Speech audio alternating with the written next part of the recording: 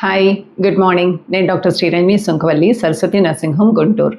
ఇవాళ preterm delivery అంటే 37 వారాల కన్నా ముందే కాన్పు ఎవరిలో అయ్యే అవకాశం ఎక్కువగా ఉంటుంది అన్న దాని గురించి మాట్లాడుకుందాం.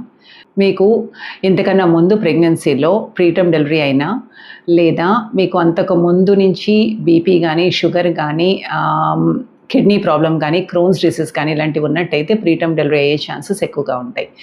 లేదా మీకు గర్భాశయంలో కొంచెం రకాల అవకరాలు ఉన్నా, లేదా ఫైబ్రాయిడ్స్ లాంటివి కొన్ని స్పేసెస్లో ఉన్నా ఈ రిస్క్ ఎక్కువగా ఉంటుంది. అలాగే మీకు రిపీటెడ్గా అంతకుముందు అబార్షన్స్ అయినా కానీ మీకు ప్రీటర్మ్ డెలివరీ అయ్యే ఛాన్స్ ఎక్కువగా ఉంటుంది.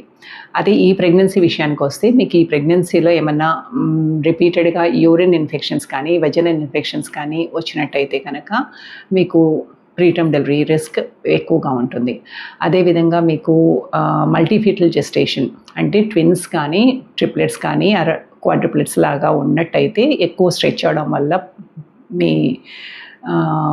యూట్రస్ ప్రీటర్మ్ డెలివరీ అయ్యే ఛాన్స్ ఉంటుంది. పాలీహైడ్రామియాస్ అంటే ఉమ్మనీరు ఎక్కువగా ఉన్నట్టయితే ఎక్కువ స్ట్రెచ్ అవడం వల్ల మళ్ళీ ప్రీటర్మ్ డెలివరీ అయ్యే ఛాన్స్ ఉంటుంది. ఇన్కాంపిటెంట్ సర్విక్స్ అంటే గర్భాశయ ముఖద్వారం వదులుగా ఉండడం వల్ల బేబీని ఒక్కోసారి వదిలేస్తుంది తొందరగా. లేదా మీకు ఉమ్మనీరు కొద్దిగా లీక్ అవడం వల్ల ఇన్ఫెక్షన్స్ వచ్చి బేబీకి దాని ద్వారా కూడా తొందరగా డెలివరీ కాన్పులు తొందరగా మొదలవుతాయి.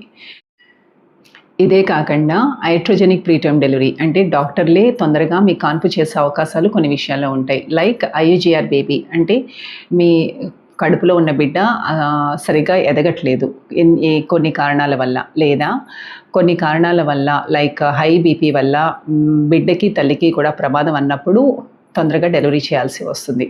Thank you.